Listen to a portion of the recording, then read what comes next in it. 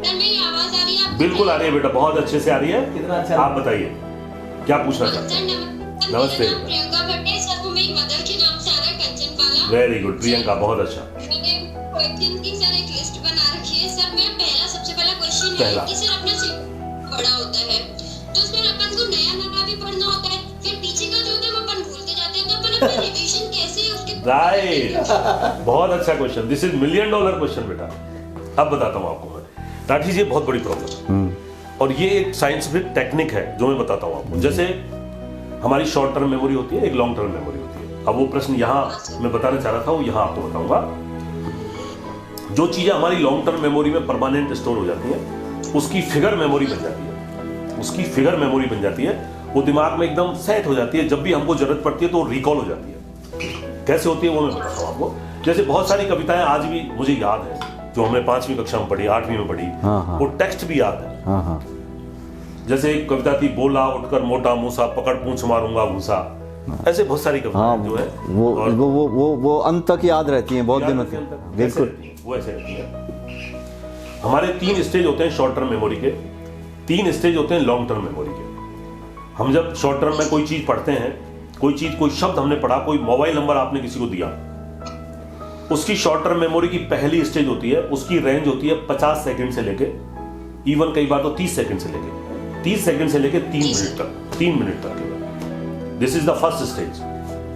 जो आपने कोई नंबर बताया, आपने कोई नाम बताया, तो आप जनरली उसको 1 मिनट में, 2 मिनट में भूल जाते हैं, याद नहीं करते। अब आपको उस मेमोरी को शॉर्ट टर्म मेमोरी की सेकंड स्टेज में एंटर कराना है, ठीक है। ये एक गुफा है, मेमोरी की गुफा है, ठीक है।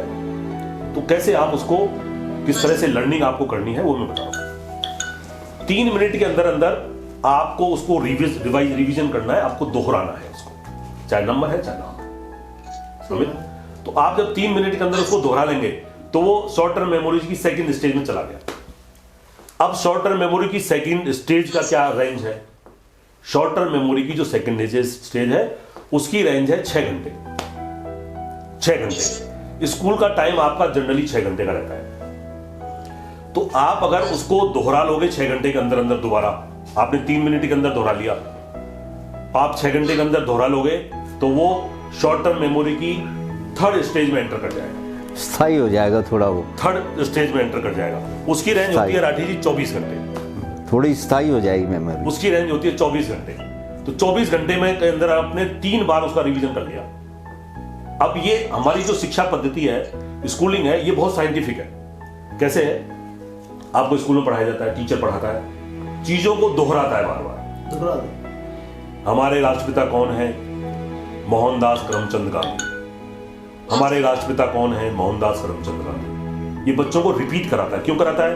हर 1 मिनट में, 2 मिनट में, क्योंकि वो शॉर्ट टर्म मेमोरी की दूसरी स्टेज में लेना चाहता है उसको। फिर आपको होमवर्क स्कूल में पढ़ा दिया, स्कूल में फिर टीचर कहता है भाई क्या क्या पढ़ा, बताओ, खड़े होकर फिर बताते हैं। तो वो long term memory, short term memory की सेकंड स्टेज की बात कर देता है 6 घंटे के अंदर अंदर।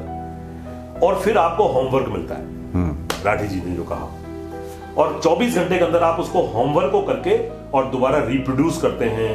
That is short term memory की तीसरी स्टेज पार हो चुकी है, राइट। लेकिन अब ये शॉर्ट टर्म मेमोरी है। अब आ जाइए लॉन्ग टर्म मेमोरी की 3 स्टेज। लॉन्ग टर्म मेमोरी की पहली स्टेज होती है 1 महीने की, 1 महीने की, 1 वीक से 1 महीने की। तो जो आपने होमवर्क कर लिया उसका वीकली टेस्ट होता है, मंथली टेस्ट होता है कि नहीं होता है? फिर लॉन्ग टर्म मेमोरी की सेकंड स्टेज होती है 3 महीने की, 3 महीने से 6 महीने की, 3 महीने से राठी जी 6 महीने की। तक। तो जनरली पहले छमाही टेस्ट होते थे, अर्धवार्षिक परीक्षा होती थी। इसलिए होती थी जो आपने पढ़ा, क्लास में पढ़ा, फिर आपने दोहराया, फिर होमवर्क किया, फिर आपने मंथली टेस्ट दिया या वीकली टेस्ट दिया, फिर आप उसकी हाफ ईयरली दोगे, तो आपकी लॉन्ग टर्म मेमोरी की भी सेकंड स्टेज पार हो गई। फिर लॉन्ग टर्म मेमोरी की थर्ड स्टेज आती है। वो जो थर्ड स्टेज है वो उसकी रेंज होती है 1 साल, 9 महीने से 1 साल। तो जब फाइनल एग्जाम होता है वो जनरली 10 महीने में, 9 महीने में, 1 साल के बीच में होता है। तो वो आपकी लॉन्ग टर्म मेमोरी की थर्ड स्टेज में चला गया। लॉन्ग टर्म मेमोरी की थर्ड स्टेज में जाने की पूर्व शर्त यह है कि आपने उसको 5 बार पहले से दोहरा रखा हो। वो सब स्टेजेस टाइमली एक बार में किसी चीज को 20 बार आप दोहरा लो 2 मिनट के अंदर कोई कुछ नहीं फर्क पड़ेगा। उसमें समय का गैप होना चाहिए, इंटरवल होना चाहिए, अंतराल होना चाहिए। वही कि आप एक दिन करो, फिर वीकली करो, फिर लास्ट, और उसके बाद जो फिगर मेमोरी बनती है वो 1 साल के बाद उसको अगली 1 साल तक के बीच में उसको दोहराना होता है, तब वो परमानेंट आपकी मेमोरी में चला जाता है। ये स्टेज है। अब इसका मूल मंत्र क्या है, इसको कैसे मेंटेन करें, this is the $1 million question. वो ये है कि आप एक दिन सप्ताह का फिक्स कर लीजिए, संडे, मंडे, ट्यूसडे, जो भी आपको सूट करता है। संडे जनरली सूट करता है, सबको छुट्टी होती है। Sunday is not fun day. Sunday may be your fun day when you recite, you revise your all the text you have learned earlier in the week. आपका Sunday फंडे बन जाएगा जब आपने जो भी पढ़ा है, तो वो 6 दिन आपने पढ़ा है, 5 दिन पढ़ा है, उसको आप आराम से 5 घंटे में रिवाइज कर सकते हो। Nothing else, 5 hours only। आप ये तय कर लो कि मैंने जो पढ़ा है उसको संडे में मैं रिवाइज करूंगी, और कुछ नहीं करना। उसके बाद नई चीज जो करना चाहते हो कर लीजिए। नेक्स्ट बात, महीने में एक दिन तय कर लो। बेटा इसको पूरा सुन लो। महीने में एक दिन फिर तय कर लो, 1 तारीख या 31 तारीख, फर्स्ट या लास्ट, वो एक दिन तय कर लो। और उस एक दिन में केवल रिवीजन करना है जो महीने में आपने पढ़ा है, उसका केवल रिवीजन करना है। राठी जी मैंने सही कहा? बिल्कुल बिल्कुल। अब आप बताओ कि कैसे वो। हाँ बिल्कुल, तो यही प्रोसेस है किसी स्मृति को या यादगार को या किसी चीज को अब स्थायी रूप से याद करने की। यही बात है, ये स्टेट है कि कुछ पहले होती है, बार बार हम तो हमारी स्थायी मेमोरी में चली जाती है।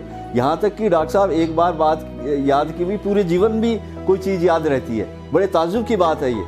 हमने कुछ चीज़ें ऐसी पढ़ी जो प्राथमिक कक्षाओं में पढ़ी, और अब आप मेरी उम्र देखिए, मुझे अभी तक भी याद है। बहुत सी चीज़ें तो ऐसी हैं जिनके हमें अर्थ भी नहीं पता, ऐसे संस्कृत की चीज़ें वो अभी तक हैं।